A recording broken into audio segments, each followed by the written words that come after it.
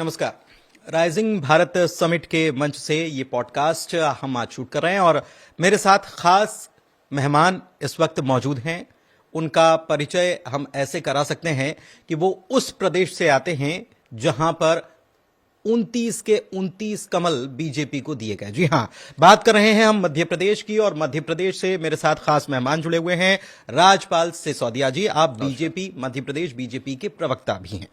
बहुत सारे मुद्दों पर सिसोदिया जी आपसे बात करनी है, लेकिन हाल के अगर दौर की बात की जाए, अभी अभी जो ताजा खबरें आ रही है उसकी अगर बात की जाए तो वक्फ को लेकर बड़ी चर्चा हो रही है और इसको लेकर यह भी चर्चा हो रही है कि मध्य प्रदेश में अब वक्फ की संपत्तियां कहां हैं, किन स्थितियों में हैं और क्या उन पर बेजा कब्जा है या सारा पूरा सर्वे का काम जो है वो सरकार कराने वाली है। क्या ऐसा होने वाला है? हाँ, निश्चित तौर पर मध्य प्रदेश के अंदर जो वक्फ संशोधन अधिनियम के अंतर्गत जितने भी उस कानून के प्रावधान है वो सब लागू किए जाएंगे अक्षरशः, क्योंकि डॉक्टर मोहन यादव जी हमारे मुख्यमंत्री है मध्य प्रदेश के और वे बहुत संजीदा है इस विषय को लेकर कि अल्पसंख्यकों को उनका हक दिलाया जाए। वास्तविक में मध्य प्रदेश में वक्फ की संपत्तियों पर जिस प्रकार से उसका दुरुपयोग हो रहा है वो सदुपयोग में अब बदल पाएगा, क्योंकि मोदी जी ने वक्फ कानून में संशोधन करने का काम कर दिया है। उसको अक्षरशः लागू करने का काम मध्य प्रदेश की धरती पे होगा। वहां पर मध्य प्रदेश में हमारे साथी, हमारे मित्र प्रवक्ता भी है और वक्फ बोर्ड के चेयरमैन भी है डॉक्टर सनवर पटेल साहब भी लगे हुए इसी काम में, वो लंबे समय से लगे हुए। और मध्य प्रदेश एकमात्र देश का ऐसा राज्य है कि जहां पर इस वक्फ संशोधन को वहां की आवाम ने, विशेष करके हमारे मुस्लिम नागरिकों ने उसको स्वीकार किया है। कहीं कोई बड़ी ऐसी कोई आवाज मध्य प्रदेश से उठ के नहीं आई है जो वक्फ बिल संशोधन के खिलाफ हो।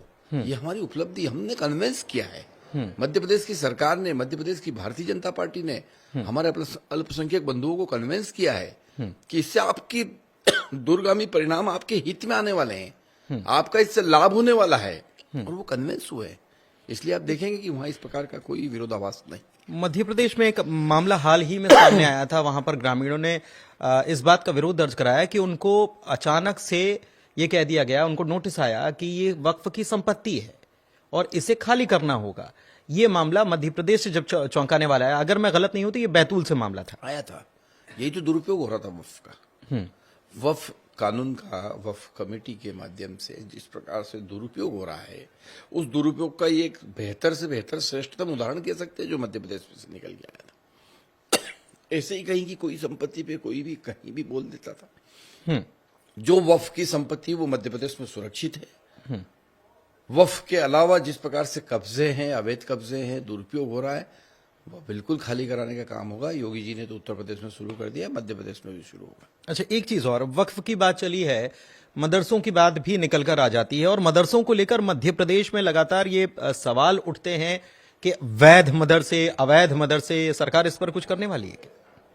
देखिए, मध्य प्रदेश में तो सरकार हर अवैध गतिविधियों को बंद करने में लगी हुई है। ये संगठित तरीके से अवैध गतिविधि है, ये अवैध मदरसे चलाना, और ये समाज के उस वर्ग के अंदर जाकर उस प्रकार से चलाया जाता है कि वहां तक प्रशासन के लोग भी नहीं पहुंच पाते, इतना अंदर खाने तक की ये खबरें रहती है। पर जैसे ही पता चलता है, जैसे ही वो चीजें ध्यान में आती है, सरकार कार्रवाई भी करती है। और चूंकि सरकार मदरसे चलाने के लिए सहायता दे रही है, अनुदान दे रहे हैं हम, केंद्र सरकार भी दे रही है, राज्य सरकार भी दे रही है, तो उस अनुदान का सदुपयोग हो रहा है कि नहीं, उसका दुरुपयोग तो नहीं हो रहा है, ये देखने का काम भी तो सरकार का है, वो हम देख रहे हैं। अगर कहीं दुरुपयोग पाया जाता तो उस पर नियंत्रण करने का काम भी मतलब सर्वे करवाएंगे? हो रहा है, चल रहा है लगातार। अच्छा, सर्वे भी चल रहा है। एक चीज और है, धर्मांतरण को लेकर खूब चर्चाएं होती है मध्य प्रदेश में और हाल में जबलपुर में काफी बवाल हुआ। आपको याद होगा, मंडला से कुछ लोग आ रहे थे और ये कहा गया कि ये जो हैं ये धर्मांतरित करने के लिए लाए गए। उसके बाद खूब हो हंगामा हुआ। एक चीज और इसी से जुड़ी हुई है, प्रभु श्री राम को लेकर के टिप्पणियां की जा रही हैं। 2 मामले जबलपुर से ही ऐसे सामने आए। देखिए, भ्रमित करके, भ्रम पैदा करके भोले वाले लोगों को जबरिया धर्म परिवर्तन कराना, ये मध्य प्रदेश की धरती पर अब नहीं हो सकता है। अगर अब इस प्रकार का कोई प्रयास करता है, ऐसा कोई दुस्साहस करता है, तो उसके खिलाफ सख्त कार्रवाई करने के लिए हमने जो है एक बड़ा संशोधन करके धर्म वो अधिनियम लाने का काम किया है 2021 में। उस अधिनियम के तहत अब इस प्रकार की कोई गतिविधि अगर पाई जाती है तो प्रोसिक्यूशन में भी सख्ती करने का काम किया और सजा भी बढ़ाने का काम किया है। फिर भी कुछ लोग इस काम में लगे हुए हैं। जैसे जैसे वो चिन्हित होते पकड़ाए जाते हो तो जेल के अंदर भी देखने का काम होता है। वो भगवान श्री राम के बारे में टिप्पणी करना, जिन जिन लोगों ने राम के बारे में टिप्पणी करी थी उनकी हालत क्या हो गई। जो राम मंदिर का न्योता अस्वीकार किए थे वो शून्य हो गए मध्य प्रदेश में। आज 0 है मध्य प्रदेश से सांसद। क्यों? क्योंकि राम मंदिर का जो भव्य प्राण प्रतिष्ठा समारोह था उसका निमंत्रण अस्वीकार करने का, दुस्साहस करने का काम किया। मध्य प्रदेश की कांग्रेस ने राम जी के कई सारे इस प्रकार के कार्यक्रम थे जिनका बहिष्कार करने का काम किया, तो जनता ने उनका बहिष्कार कर दिया।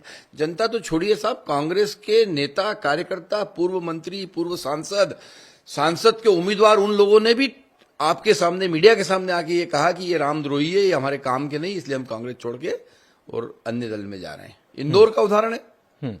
इंदौर में कांग्रेस ने जिसको टिकट दिया था उसने चलते चुनाव में कांग्रेस छोड़ दी, उम्मीदवारी से हट गया और कांग्रेस वहां नहीं थी। कांग्रेस वहां नोटा पे वोट मांग रही थी। दुर्भाग्य देखिए बीजेपी के हैं, अब तो वो बीजेपी के हैं। पर उस समय कांग्रेस को नोटा पे वोट मांगना पड़ा। कांग्रेस के पास उम्मीदवार नहीं थे और शर्म की बात यह जीतू पटवारी जी के लिए कि उनका गृह क्षेत्र है वो। इंदौर से जीतू पटवारी आते हैं जो प्रदेश अध्यक्ष है कांग्रेस के, वो उम्मीदवार नहीं लड़ा पा रहे थे। खुद भी हारे, खुद भी डूबे और पूरी कांग्रेस को भी लेके डूबे। विपक्ष को कैसे देखते हैं मध्य प्रदेश में आप? देखिए, विपक्ष वहां भटका हुआ है। मध्य प्रदेश में जो विपक्ष है वो क्राइसिस में है, लीडरशिप के कंफ्यूजन में है बहुत ज्यादा। वहां उमंग सिंगार खुद के ही मामले मुकदमों से नहीं निपट पा रहे तो वो जनता की क्या सूझ लेंगे। खुद पे ही कई तरह के गंभीर आरोप चल रहे हैं। उनके पत्नी उन पे आरोप लगा रही है, लेकिन वो तो कहते हैं कि कोर्ट से सब कुछ साफ हो गया। उनके कई हत्या के आरोप लगे हुए हैं, तो वो खुद में ही उलझे हुए हैं। वो क्या विपक्ष की भूमिका निभाएंगे? जीतू पटवारी प्रदेश अध्यक्ष है, वो किसी सदन के सदस्य नहीं है। जब सदन बुलाया जाता है तो जीतू पटवारी सदन के बाहर एक कार्यक्रम रख लेते हैं पब्लिसिटी लेने के लिए। अब जब सदन बुलाया जाता है तो सदन के बाहर कार्रवाई होती है। सदन के बाहर जब प्रदर्शन करना होता है कांग्रेस को विपक्ष के नाते तो वो कहते हैं सदन चलेगा जब हम सदन में ये बात उठाएंगे।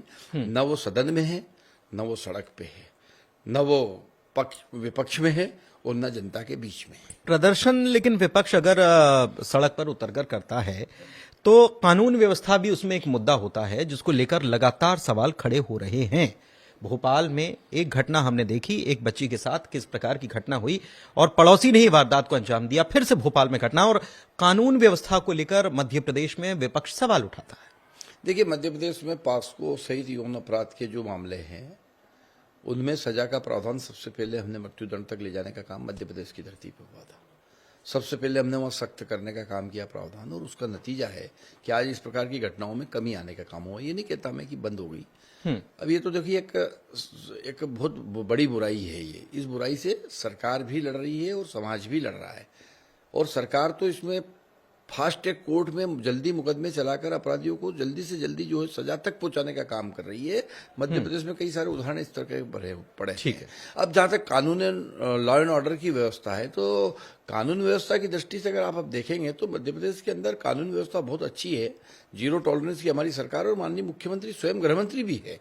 इस वजह से भी एक अलग तरह की कसौट मध्य प्रदेश में आप देखने को मिलेगी। मध्य प्रदेश में जहां कानून व्यवस्था की स्थिति बहुत अच्छी है वहीं विपक्ष धरने प्रदर्शन इत्यादि जो करती है तो वो भ्रमित करने का काम कर रहे हैं, भ्रम फैलाकर। आप कह रहे हैं कि भ्रमित करने का काम करती है कांग्रेस। हाँ, भ्रम फैलाने का कांग्रेस काम कर रही है।